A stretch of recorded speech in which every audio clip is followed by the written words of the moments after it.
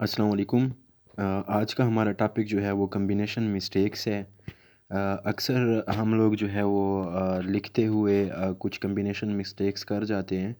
तो बहरहाल आज हम उनको डिस्कस करेंगे और दूसरी ये कि आपके पास जो है वो कुछ इस तरह के एमसीक्यूज़ भी आते हैं एनटीएस, ईटा या सीएसएस, पीएमएस के प्रेसी राइटिंग के पेपर में भी, कि जहाँ पर आपको जो है वो करेक्ट सेंटेंस को जो है वो पॉइंट आउट करना होता है, तो वो आप कैसे करेंगे। आपके सामने एक टेबल बना हुआ है जिसमें वर्ड और उसके आगे पेयर उसका और फिर उसके बाद मिस्टेक लिखी हुई है। अब इसका मतलब क्या है? इसका मतलब कुछ यूँ है कि आल दो के साथ हमेशा जो है वो कामा लगता होता है, और हम कभी-कभार मिस्टेक में जो है वो आल दो के साथ बट लगा जाते हैं। नीचे हम अभी ये जितने भी आपके पास वर्ड्स दिए गए हैं उनके साथ जो पेयर्स बनने होते हैं और जो हम मिस्टेक कर रहे होते हैं, तो ये हम नीचे एग्जाम्पल्स में जो है वो सॉल्व भी करेंगे। सो आपको क्लियर हो जाएंगे। सबसे पहला हमारे पास जो है वो है although she ran fast, comma she would not reach. ठीक है। अब ऑल दो जहाँ पे भी लग गया तो उसके साथ अगर हम पेयर बनाएंगे तो हमेशा हम जो है वो कामे का पेयर पेयर बनाएंगे। और रेड हाईलाइटेड जो है वो आपके पास मिस्टेक है जो कि हम अक्सर कर जाते हैं। दूसरा सेम इसी तरह ही है कि लेस्ट के साथ हमेशा जो है वो शुड लगता होता है। Work hard लेस्ट you should fail. अब इधर विल नहीं लगता कि यू विल फेल। अक्सर जो है वो आपने देखा होगा कि हम विल यूज़ कर जाते हैं। सो इसमें जो करेक्ट वन है वो है should. Same like that third one is these apples are not such as I bought yesterday। अब यहाँ पर क्या होता है कि अक्सर लोग जो है वो सच के साथ हु या विच यूज़ कर जाते हैं, तो यहाँ पर जो है वो सच के साथ एज लगेगा। इसी तरह ही आपके पास फोर्थ वन है कि this is the same pen that I bought yesterday। अब सेम के साथ दैट भी लगता है और सेम के साथ जो है वो एज़ का यूज़ भी होता है। तो क्या है कि सेम के साथ हम दैट तब लगाएंगे जब आप किसी ऐसी चीज़ का ज़िक्र कर रहे हो जो बिल्कुल सेम ही हो। ठीक है, टोटली मिलती जुलती हो वो चीज़। जिस तरह यहाँ पे आप दोबारा अगर इस सेंटेंस को पढ़ें, this is the same pen that I bought yesterday, वो उस पेन की बात कर रहा है जो बिल्कुल उस तरह का है जो उसने कल ख़रीदा था। और सेम के साथ एज़ कब लगता है? जब वो चीज़ ज़्यादा मतलब मुशाबियत रखती हो लेकिन बिल्कुल वैसी ना हो। तो this is same mobile as Ali bought yesterday, तो उस मोबाइल की बात हो रही है जो कि अली ने कल ख़रीदा था, तो ये मोबाइल वैसा ही है। लेकिन ऊपर दैट तब यूज़ होगा जब वो चीज़ 100% जो है वो सेम होगी वैसी। अब फिफ्थ वन आपके पास है नो सूनर के साथ हमेशा देन का पेयर बनता होता है। No sooner did he cover syllabus than the examination started. अब यहाँ पर टी एच ए एन वाला देन लगेगा। टी एच ई एन वाला देन वो कहाँ पे लगता है वो अभी हम आगे जाके पढ़ेंगे। तो इसके बाद है सिक्स्थ वन, नॉट ओनली के साथ हमेशा बट आल्सो लगता होता है। ये हमने कल भी पढ़ा था। हार्डली के साथ व्हेन लगता होता है। Hardly had we covered our syllabus when the examination started.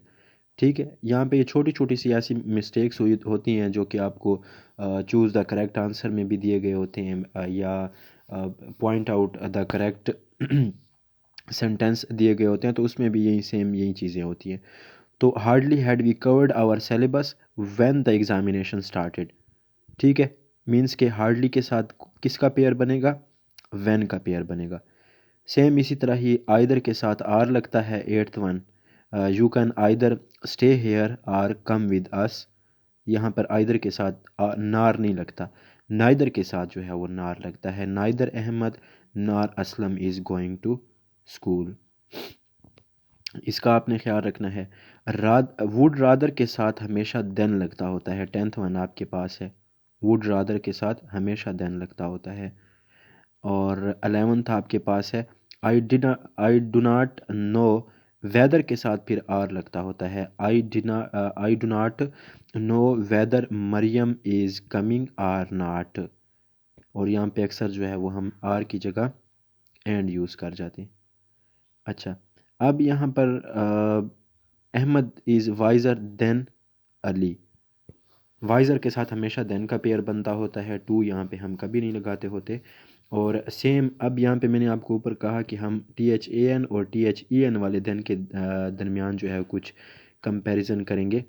तो वो कुछ यूँ है कि THAN वाला देन जो है वो हमेशा कंपैरिजन के लिए यूज़ होता है। जब भी आप किसी दो चीज़ों के दरमियान कंपैरिजन कर रहे होंगे तो आप THAN वाला देन लगाएंगे, और THEN वाला देन आप हमेशा टाइम के साथ लगाएंगे। जिस तरह नीचे एक एग्जांपल आपको दी गई है, she said something and then rode ahead. उसने कुछ कहा और फिर, मतलब वो तब बात की उसके कहने के बाद की बात कर रहा है ना, तो वो एक वक्त की बात कर रहा है, इसलिए हमने जो है यहाँ पर THEN वाला देन जो है वो यूज़ किया है। सेम इसी तरह ही आपके पास 13th वन है कि Ali is taller than any other boy in the class. कि अली, अब टालर के साथ जो है वो आगे देन लगा हुआ है, ठीक है। तो देन एनी के साथ हमेशा जो है वो अदर का पेयर बनता होता है, देन एनी के साथ हमेशा अदर का पेयर बनता होता है। अब इसके बाद नीचे विश के साथ हमेशा वर भी लगा सकते हो आप, और जो है विश के साथ आप हैड बीन भी लगा सकते हो, ठीक है। सिर्फ वर नहीं लगा सकते आप, इसके साथ हैड बीन भी लगा सकते हो आप, तो ये दोनों ठीक होंगे। I wish I were a doctor, I wish I had been a doctor. और उसके बाद आपके पास एक और यहाँ पर टेक्निकल चीज़ आती है, 15th वन है, Salma is as lucky as her father. ये हिज नहीं है, हर है, ठीक है। और उसके बाद है Salma is not so lucky as her father. तो अब एज़ के साथ एज़ लगा और सो के साथ एज़ लगा, हालांकि ये दोनों बातें तो एक हो रही हैं, लेकिन इसमें क्या टेक्निकलिटी है, यही चीज़ें आपसे वहाँ पर जो है वो NTS ईटा और आपके रिटर्न में भी मतलब आप कुछ गलतियाँ कर जाते हो जो कि आपके मतलब मार्क्स कटने का बायस बनता है। और फिर स्पेशली ये प्रेसी राइटिंग के पेपर में मैंने देखे हैं काफ़ी जगहों पे ये चीज़ें आई होती हैं। तो यहाँ पर टेक्निकलिटी ये है कि जब कभी भी बात हो रही होगी किसी पॉजिटिविटी की, ठीक है। अब देखें 15th वन आपके पास पॉजिटिव बात हो रही है कि Salma is as lucky as his father.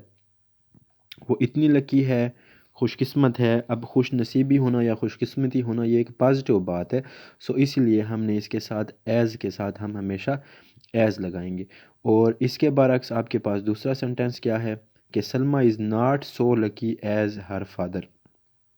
अब यहाँ पे क्या बात हो रही है, यहाँ पे एक नेगेटिव एक बात हो रही है कि वो अब इतनी खुश नसीब नहीं है। अब खुश नसीब ना होना एक नेगेटिव बात है, सो इसलिए जब भी कोई नेगेटिव बात हो रही होगी इस तरह की, सो उसमें हम सो के साथ एज़ लगाएंगे, ठीक है। इसी के साथ ही हमारा जो 17th है वो है Ali behaves as if he were a doctor. If के साथ वर लगता होता है, ठीक है, इफ़ और वर का पेयर बनता है आपके पास यहाँ पर। और फाइनली आपके पास है फ्राम के साथ आपका टू भी लगता है, और फ्राम के साथ आपका टिल भी लगता है। फ्राम के साथ टू कहाँ पे लगता है और फ्राम के साथ टिल कहाँ पे लगता है, ये भी थोड़ी सी टेक्निकल चीज़ है कि हमेशा जो है वो डिस्टेंस जब भी होगा और उसमें अगर फ्राम लग रहा होगा डिस्टेंस में, तो आप हमेशा जो है वो फ्राम के साथ टू लगाओगे। अब यहाँ पर आप बात करते हो from Lahore to Karachi, from Peshawar to Lahore, from Islamabad to Pindi, ठीक है। मतलब एक डिस्टेंस की बात हो रही है ना, सो इसलिए आप फ्राम के साथ हमेशा टू लगाओगे। और उसी के साथ ही जब कभी भी आप बात कर रहे होगे टाइम की, और उसमें अगर आप फ्राम लगाओगे तो फ्राम के साथ हमेशा जो पेयर बनेगा वो बनेगा टिल का। From morning till night, from night till morning, from evening till night, ठीक है। तो ये चीज़ें थी, और ये थी हमारी कुछ कम्बिनेशन मिस्टेक्स का आज का टॉपिक। कोशिश कीजिएगा कि इनको जो है वो अपने पास लिख लें, इनको याद कर लें, और उसके बाद फिर आप इसकी प्रैक्टिस करें, क्योंकि जब तक आप प्रैक्टिस नहीं करेंगे तब तक आप कभी भी इनको जो है वो सीख नहीं सकते। इस टेबल को अपने पास लिख लें, इसको याद करें और फिर उसके बाद अपनी डेली बेसिस के ऊपर आप इन चीज़ों की प्रैक्टिस किया करें। बुक्स में से, न्यूज़पेपर में से, जहाँ कहीं भी आपको जो है वो मौका मिले तो वहाँ पर आप जो है वो कुछ इस तरह के सेंटेंस को पढ़ें जहाँ पर इस तरह के कोई पेयर्स बने हुए हों और फिर उनको पॉइंट आउट करें। तब जाके ये चीज़ आपको रियलाइज़ होगी कि वाकई इनके पेयर कैसे और कहाँ पे यूज़ होते हैं। So thank you very much. अल्लाह हाफिज़।